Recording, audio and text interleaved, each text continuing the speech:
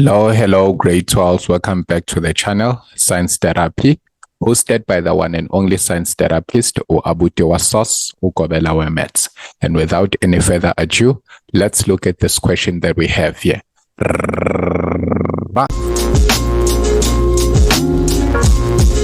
Okay, so question 9, still on optimization calculus. It says in the figure below, triangle ABE has a base of x meters. The base and the perpendicular height of the triangle add up to 10 meters. So let's just highlight that. So they're saying if we take the height and then we add it to the base, so the perpendicular height, and we add it to the base, this should give us 10 meters. So the length of the height and the length of BE should give us 10 meters. Then they say the triangle is mounted on a rectangle BCD, which has a perimeter of 32 meters. So the whole rectangle here, including as well that side, has a perimeter of 32 meters. Now we know a perimeter is when you add all of the sides up, right? So it's different from the area. Perimeter would have to be BC plus CD plus DE plus BE, right? So now let's start with that. They say 9.1 show that the area of the figure ABCDE is equal to that. So the area of this whole diagram here, this whole figure here. Then, okay, so obviously the smart way to calculate that, because we are not sure of what shape this is to break down this into these two shapes. So we are given number one, the triangle, and number two, we are given the rectangle. So we can separately calculate the area of the triangle and then calculate the area of the rectangle, and we add them together. This will give us the area of this whole figure, right? So number one, let's start with the area of triangle, right? So to calculate the area of the triangle, we know that's half base times height. But then before we get to that, let's now express this. Remember, we need to express this in terms of x. We have height here, h. So in order to figure that out, we're going to say we were given that the whole distance here, x, if we add it to height, we are expected to get what? 10 meters, right? So that's equal to 10. So in order to express h in terms of x, we would have to say h is 10 minus x, right? So our height will be represented by 10 minus x meters, right? And then, okay, now that we have the height, we can calculate the area of the triangle by saying now the area of the triangle is half base times height, and then our base now becomes the x, and then our height becomes the 10 minus x, right? Now at this point, we can multiply with this x inside. This is half, and then x times 10 will be the 10x, and then the x multiplied by that will be the negative x squared. Now multiplying by half will give us 5x, and then minus half x squared. So this becomes the area of the triangle, right? But then what about the area of the rectangle? So area of rectangle, we know that it must be represented by length times breadth. But then once again, we are given the perimeter here, and then we said they said the perimeter is 32. But then we have the x here, and then we have the x here, which is representing the length. The length is the same. Remember, with a rectangle, this side is equal to that side, and this side is equal to this side. But then BC and DE, they represent the breadth. So let's indicate by the letter B. So now what this means, all of this is a perimeter of 32, is that if we say x plus B plus B, we are supposed to get 32, right? So this means 2x plus 2b is equals to 32. And then if we are looking to express b in terms of x, we can first start by dividing by 2 both sides here. And then this will be x plus b, and then is equals to 16. Now our b will be equals to 16 minus x meters, right? So now that we have our b in terms of x, let's now calculate our length, supposed to be x, but then our breadth in terms of x is supposed to be 16 minus x. Now this is supposed to be x multiplied by 16, 16x, and then x multiplied by that negative. It's negative x, it's negative x squared.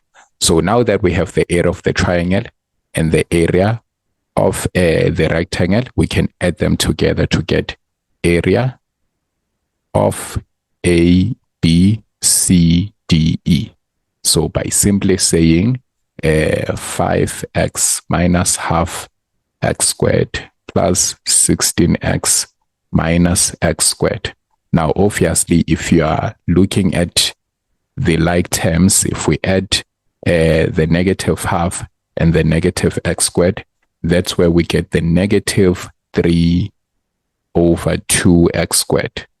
And then if we take the 5x and then we add it to the 16x, that's where we get the 21x, right?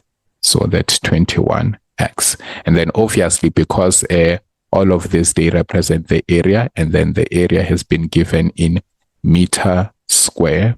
So this was meter square, and then that one meter square.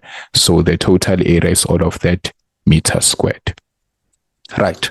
So that's how you were supposed to get this area there. So pay attention to what we did. First, we expressed h in terms of x, and then found the area of the triangle, and then express b in terms of x, found the area of the rectangle, then added those two areas so that we find the expression here representing the area of A, B, C, D, E.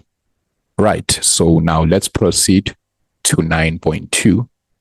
9.2, they say determine the value of x for which A, B, C, D has a maximum area. At this point, we already know if they mention maximum area or minimum area, it's just simply taking the equation here and then expressing it equal the derivative of the equation.